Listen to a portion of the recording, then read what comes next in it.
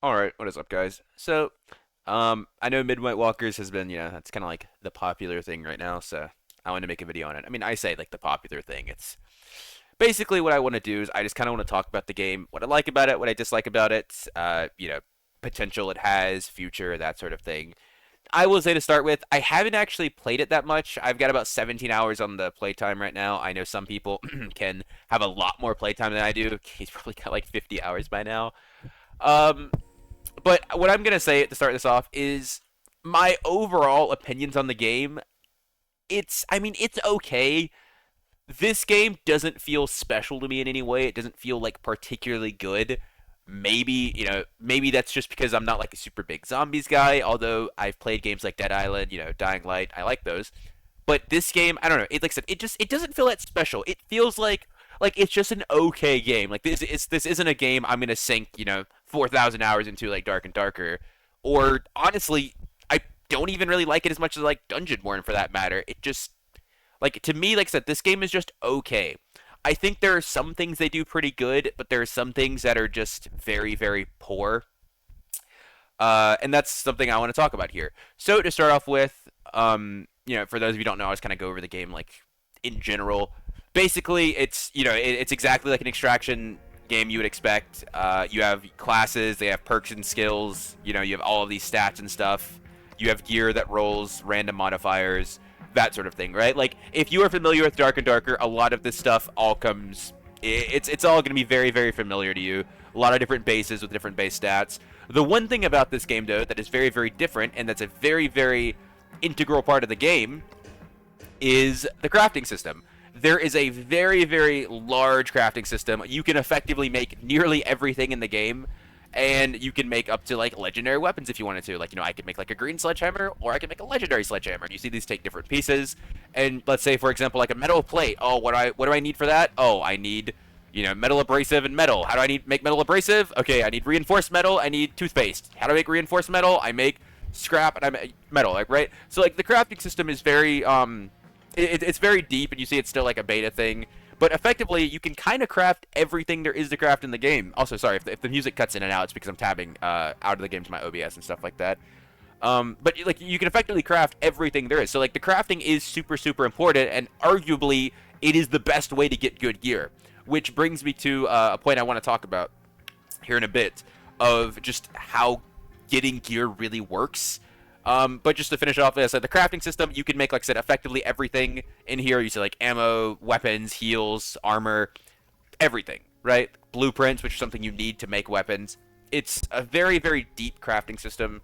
And a lot of this stems from going in the game. And in the game, you get materials. Some of them are sellable.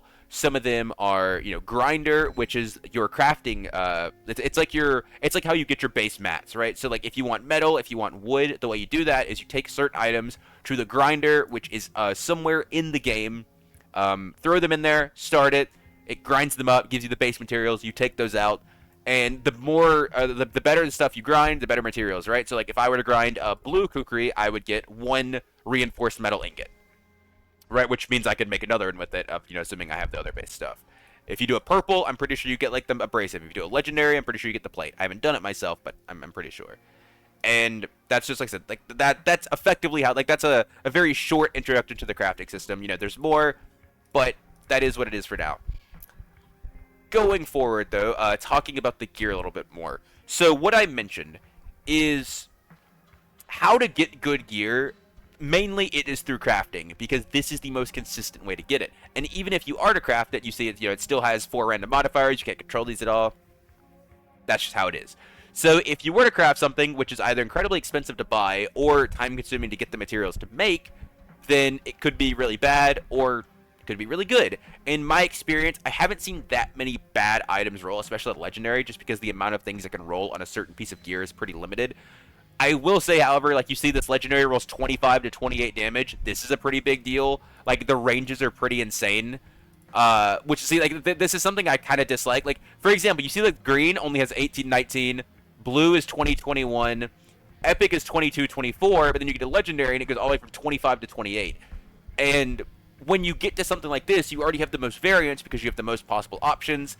and then you have the most possible base damages too. So if you were to craft this and you roll 25 damage, I mean, that just kind of sucks, right? Like, it's better than the best epic, but it could be far, far better, right? It could be so much better. Also, another thing is, if you see here, the physical penetration going up in rarities changes this. Like, if I have a green one, I have no pin. If I have a legendary, I have 15% pin. And for obvious reasons, and I'm sure you guys can infer this makes gear in this game really, really powerful. And if you go, like, you get other weapons, like, say, Sledgehammer, a green Sledgehammer is 15%, a purple one is 30%. Like, it gets a little bit crazy, I would think, almost to the point that I would say it's probably a bit too strong. I definitely think, like, having the gear get, like, increase in strength is good, but, like, I mean, for example, like, a green is 37 to 40 damage, a legendary is 51 to 55, and it has 15% more pin. So fighting up to up tiers, like, going from fighting like blues to legendaries or purple to legendaries feels much, much harder, just because they have so many more stats than you do. On top of that, some of the stats aren't even really that good in my experience. Like, if you see down here, you have the base stats, you're obvious. You have strength, which is just damage, agility, which is attack speed, movement speed, and equip speed, dexterity, which is action speed and interaction speed. And if you've played Dark and Darker, I'm sure you're like, oh, action speed, isn't that attack speed? No, in this game, action speed is actually your action speed. It's like how fast you use your skills, like reload weapons, stuff like that. It doesn't actually affect your attack speed.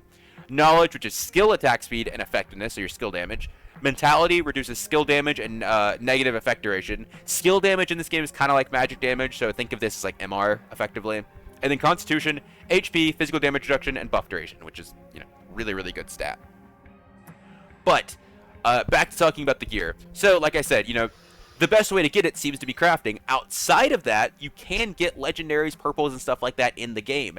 However, in my 17 hours of play, I have found, I think, 2 purples, and I have not personally found a legendary. Somebody I was playing with did.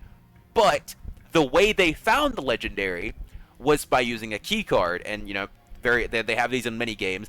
The key card is a rare drop from certain enemies that opens a special loot room. And in this game, you only have one use. You open the loot room, and there's usually some pretty good stuff in there. You usually have high rarity crafting materials, a lot of like money or sellable items that are really expensive, and then usually a weapons crate, which gives, I would say, blue, purple, or legendary. I've seen mostly purples, but they do have seems a pretty decent chance at legendary.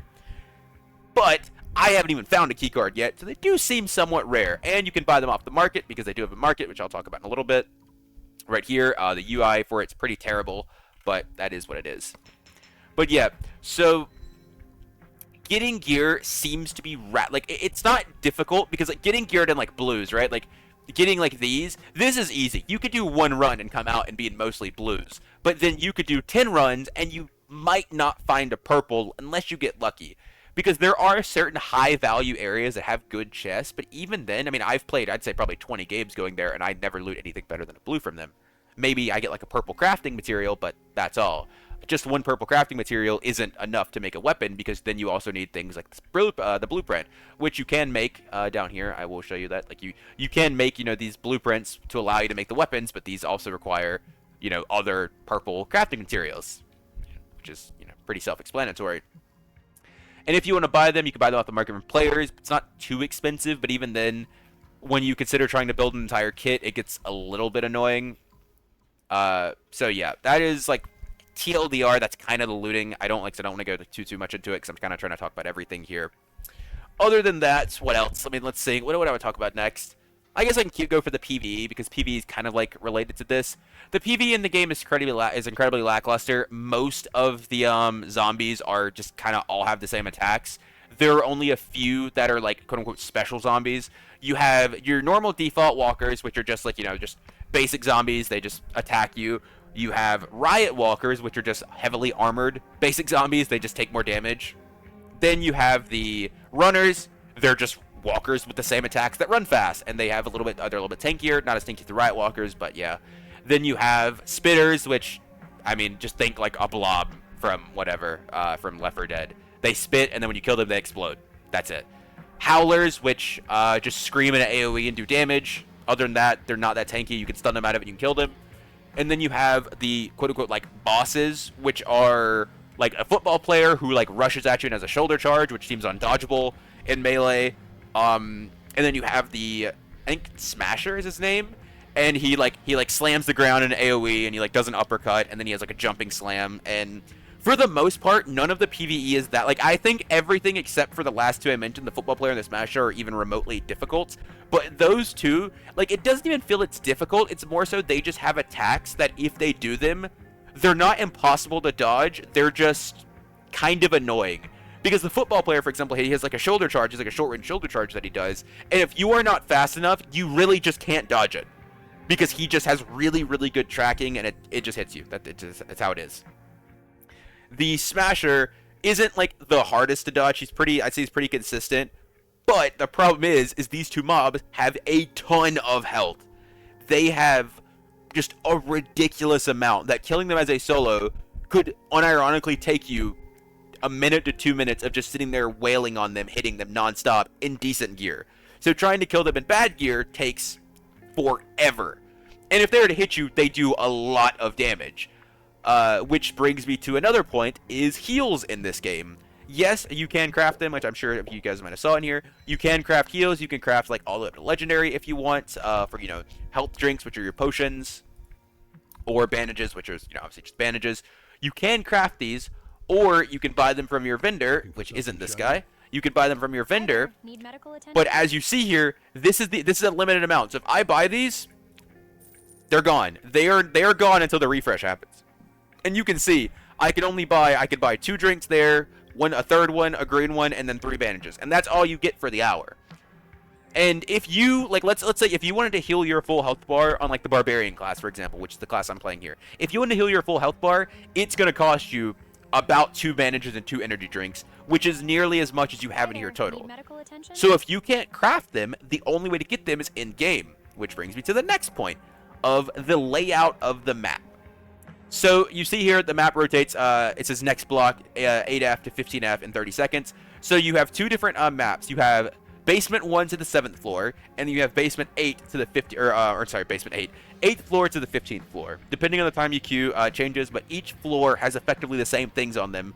Or like each map has the same floor layouts, they're just in different positions. So for example, meds. If you want meds, you have to go to either the 3rd floor on the first map, or you go to the 8th floor on the second map. And in these floors, they're like, you know, it's like a hospital floor, where you go and they have a bunch of bandages, health drinks, and stuff like that. Or like, oh, I want crafting materials. Well, there's a construction floor you can go to get things like wire and like things to scrap for metal and wood, stuff like that. And then like there's like loot floors that have like, you know, like kind of like boss rooms effectively with really good chests and stuff like that. And each map has those, which I think is fine for now, but my major issue with this is kind of like the longevity or the future of the game. Because one of the things is, like, most people want more maps, I would say, right? Like, most people would expect more maps sooner or later. Like, you don't expect to just play the same map forever. You expect at least some changes to be made. But the problem is, with the crafting system being so important for the actual game itself, is you have, if you make a new map, you have to always give players places to find these items, right? Like, that's just, it just happens like that. You have to do that. So if you were to make new maps, roughly speaking, they still have to have the same things the old maps have, which kind of defeats the purpose of making a new map. If you are going to make a new map that just has the same 8 floors that the previous one did and just different areas, it's not really that, like, you know, it doesn't really feel that new. Also, with the fundamental way the maps work, because if you don't know, you're effectively in a big like hotel, and you can go upstairs and up elevators and down elevators to go up and down floors to take you to different places, which I'm sure you could tell based on, you know, what I said about the maps, like 8th floor to 15th floor. And if they want to make a new map, it's like, so how do you do it? Do you completely redesign it and make something entirely different?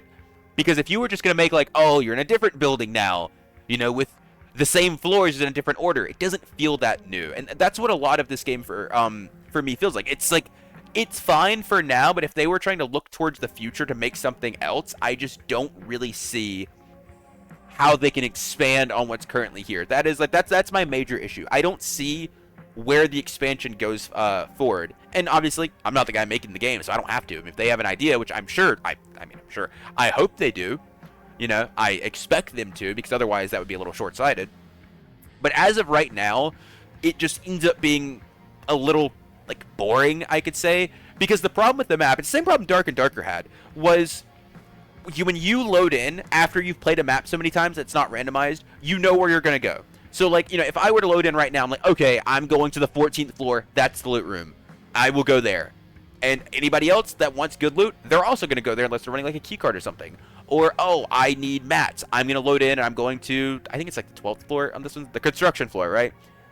And it's super easy to get from room to, floor to floor. It's not like really difficult. There's 2 sets of stairs on different sides of the map. There's an elevator in the middle of the map, so you can spawn in and you can immediately go exactly where you want to go, and you can sit there the whole game basically. Yeah, the floors do like shut off, so you have to leave at some point, which is, like their kind of like zone mechanic is after a certain amount of time, floors will begin to shut off and you're like forced to go to different floors until you like leave. But until that happens, I can kind of just go exactly where I want to, which means a lot of places end up kind of dead, or a lot of places end up with everybody being there because that's like the only place of value to go for like actual like either money or good loot. And then like I said, it kind of gets boring because like, okay, I'm gonna load in, I'm gonna go here, that's what I have to do. And you're like, oh well, you don't have to do that, it's a choice. It's like, yeah, okay, well then what else am I gonna do, right? Like I just go hunt players down, yeah, I guess. But this game has the exact same issue Dark and Darker did early on in its lifespan. There isn't matchmaking. There's a ranking system, but there isn't a matchmaking of any sort. Oh, that's Orlanthe. That's my goat right there. Rank 1, baby. Yes, sir. Oh, Ken's rank 5. Solar's rank 7. Majora's rank 10. But there isn't any sort of matchmaking system. So you could load up in, full BIS legendaries, and anyone you see, like, your entire lobby could be completely naked, which was my experience most of the game.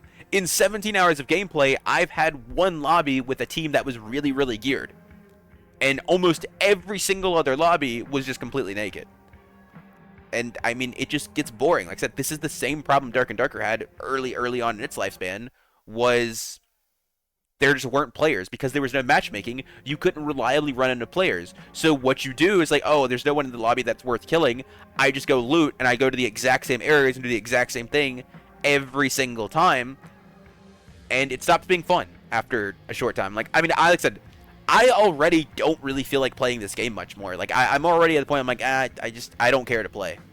Because the game itself, I don't think is like that fun. Like the combat isn't exciting for me enough that I really want to keep playing despite, the other things. Like even in like I don't even have like that good of gear. Like I'm in like I lost my last kit before I got off, but like, I have like blues on, so my gear's not even like insane. I'm sure I probably run into people that are more geared than me now, but I don't even care to play because the actual fighting itself is just kind of lackluster. It feels probably like a mix between Dungeonborn and Darker. It's not nearly as precise as Dark and Darker, but it's not as fixed, I would say, as Dungeonborn. And it's just like kind of whatever, really. Yeah. I'm trying to think. I mean, there's other things I want to talk about. I'm trying to think if there's anything I'm like forgetting. I guess I'll go over the trade market. I mean, this is exactly what you'd expect it to be. It's just it's just a trade. What's that? I think that's the one. I'm pretty sure is Ken selling this? I'm trying to see if Ken selling. Oh no, it's not. It's Techie. I swear I thought I just saw Ken get this one exactly.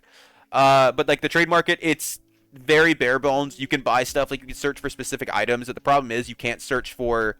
Like I can't search for specific modifiers or anything. All I could search for is like purple, or I could search for like legendary if I wanted to, and I could sort by price, but that's all. There's no way search feature to search specific items. You just kind of have to scroll down here and find it. And sometimes it's kind of annoying when you want to search for stuff like this, and it's like this tiny little text. I'm sure you guys can see, like I want bicycle gears, right? And it's just it gets really, really annoying to have to look through all of this. But that's fine. Selling works same way. Selling isn't that bad. You can just kind of click on your stash and be like, oh, I'm going to sell this tactical watch. And you pull it up, and it says lowest registered price, which is pretty nice. This is actually pretty convenient, I would say. But other than that, it's kind of leaves a lot to be desired. But, I mean, it is... I mean, that doesn't say beta, so who knows, right? I mean, who knows? Maybe that's just how they're going to leave it. Leaderboards, just because I'm just trying to cover all base at this point. Leaderboards aren't very competitive. It's... If you are familiar with AP grinding leaderboards, I mean, you see Orlanthe's rank 1. Like, that, I love that guy. He's my goat. But, I mean, Orlanthe being rank 1 should tell you that it is definitely just, like, AP farming. It pretty much just calculates, like, killing zombies, opening chests, stuff like that. For example, like, or just to give you, like, what it is, if you kill one player, it's 20 points. Killing one zombie is worth, like a normal zombie is worth 10 points. And you see these players have up to 3 million score. Wait, hold on. Is that 34 million? I'm sorry. Orlanthi has 34 million score. Right? I missed a digit there. He has 34 million score. Killing a player is only worth 20 points. And he has 34 million score.